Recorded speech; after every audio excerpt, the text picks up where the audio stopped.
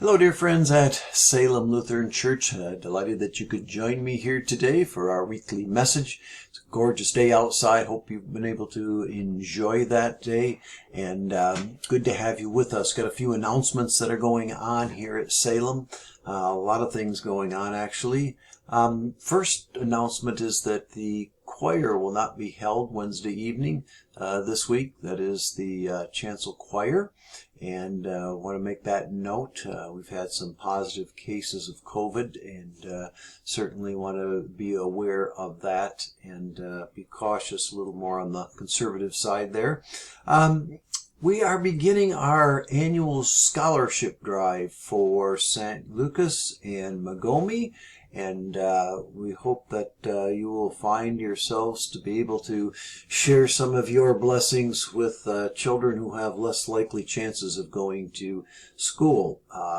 Moving forward in our life of the church at Salem Lutheran, we have a very special meeting, and I'm reading it so I get it right. On October 10th at 10:45, it'll be pretty much right after the worship service, give you a chance to grab a drink or something like that in between. And we're going to present the mission site profile, very crucial document, because this is what will guide the call committee in their questioning and also guide the synod for finding candidates for Salem Lutheran for your future pastor. The pastors who receive these, they pore over them. I know that when I was looking for calls, I would certainly read these very carefully. They are a very good indication of the congregation and what is going on in the life of a congregation. And then 2 weeks following, we're going to have a special meeting to vote our call committee in. But first, we need to change one of our constitutional items. The Constitution reads for us to have 9 members on the call committee. The recommended number from the Synod is 6 members, and so we're going to reduce that. I think in this day and age with trying to get schedules set, I think 6 will be a much more appropriate number, and we can still find a wide diversity in range for that call committee.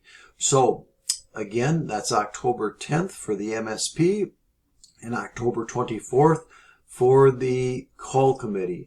And please look on your links, and in the website there's all kinds of information on that. The MSP is available for your perusal.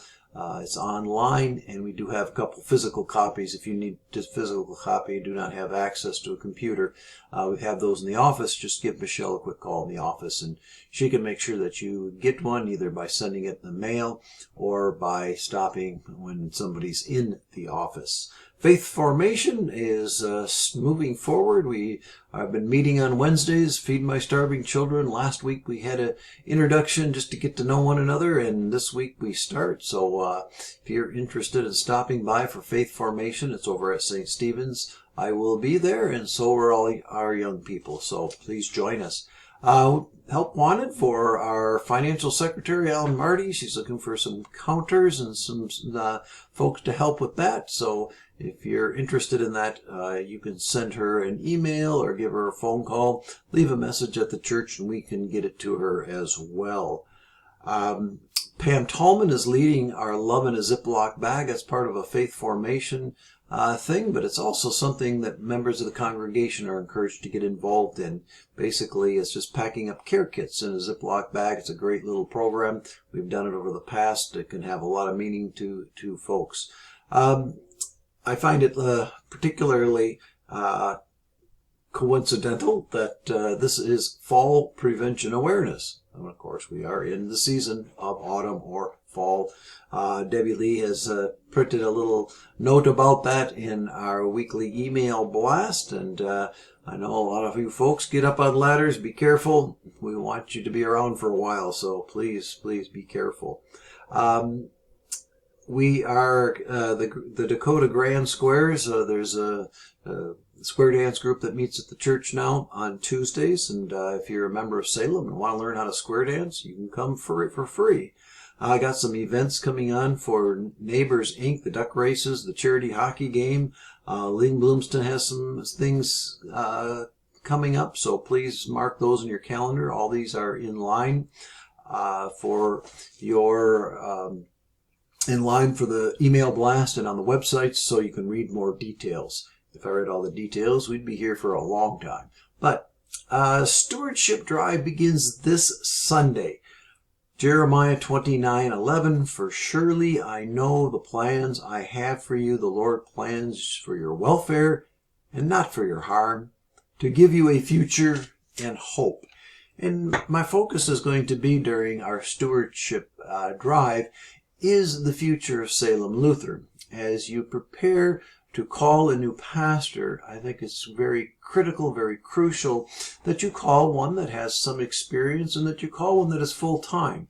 I don't think the ministry that we need to do in West Salem to serve God in this particular context can be done in a part-time basis. I think that we need to look at that in a full-time format. And I will be talking a little bit more about that during the sermons and such. But I've chosen Jeremiah because Jeremiah is in that context. There'll be a little insert in the bulletin this week, but he speaks from that context of rebuilding. The Israelites had been sent off into exile, into Babylon, and Jeremiah preaches a message of hope and realization of God's future with the people of Israel. And I truly believe that in West St. Paul, Salem has a valuable and important ministerial presence. And so moving forward, our stewardship will focus on our giving to accommodate that plan. So the first story we're going to share is the call story of Jeremiah right at the beginning. Jeremiah 1, starting on verse 4. Now the word of the Lord came to me, saying, before I formed you in the womb, I knew you, and before you were born, I consecrated you. I appointed you a prophet to the nations. Then I said, Lord, truly I do not know how to speak, for I am only a boy. But the Lord said, do not say that I am only a boy, for you shall go to all to whom I send. You shall speak whatever I command. Do not be afraid of them, for I am with you to deliver you.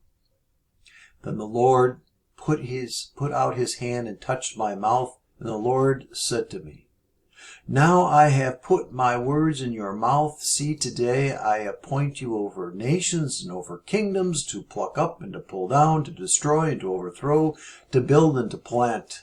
And the word of the Lord came to me, saying, Jeremiah, what do you see? And I said, I see the branch of an almond tree. So the call for Jeremiah, interesting story behind Jeremiah. It's in the little insert, but Jeremiah's history is not one of success. In fact, his father basically lost out to another priest under King David's reign and had always been kind of on the outskirts. So the fact that Jeremiah is chosen, he's not one that would be expected to be chosen. And I think one of the lessons that we learn, especially from the Old Testament, is that God chooses people from all walks of life. He does not choose the powerful, even David himself, who, as you know, is a shepherd.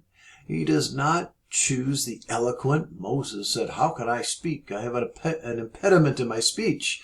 And now we find once again he chooses Jeremiah. And he says to Jeremiah, I have known you since the womb. That's a powerful image, because the word in Hebrew means, or the word in Hebrew, yada, means to know you personally, to have a deep, significant relationship with you. It is the word that is spoken in Genesis between the husband and wife. It's a very personal knowing. Knowing every aspect, almost to a point of being rather scary that somebody would know you that well.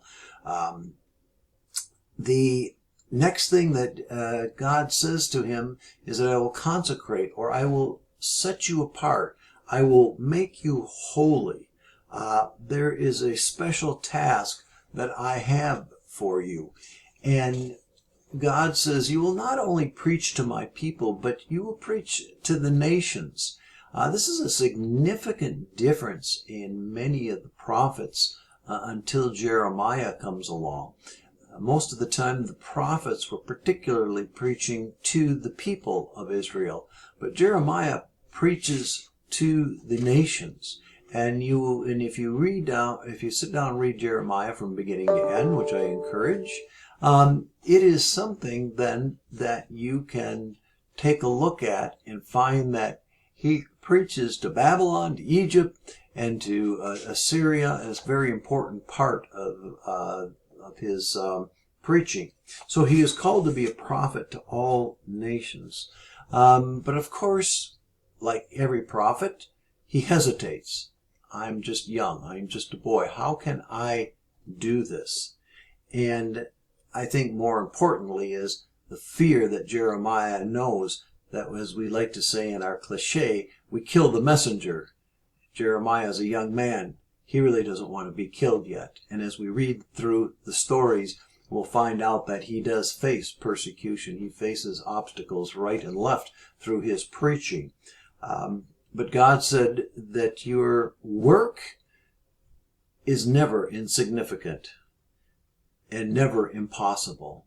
Because if God's our co-pilot, we will be successful. God promised to walk alongside Jeremiah. And sometimes we think, well, we're not Jeremiah, we're not that important. But our work is never insignificant when we're doing God's work. And I want to encourage you that, because that'll be part of the stewardship message, is God's call to us. And the other thing about prophets in particular, but Jeremiah here today, is they are realists. They never say all is well when all's not well. In fact, he says that things must be plucked up. And we remember that story from Ecclesiastes. There's a time to build and a time to tear down. Jeremiah will bring that same message. There's a time to tear things down. And of course, Jesus pulls this same message in more familiar terms with us. The first must be last, the last must be first. You must lose your life to gain life. The prophets are realists. There's times when you just need to start over. And Jeremiah prepares the way of rebuilding. And so we look forward to our stewardship time together as talking about that, redeveloping, rebuilding. How do we become significant in West St. Paul? And I remind you once again, nothing you do is insignificant when it is God's work. So, thanks for joining me today, and look forward to seeing you on Sunday. Be still and know the Lord is our God.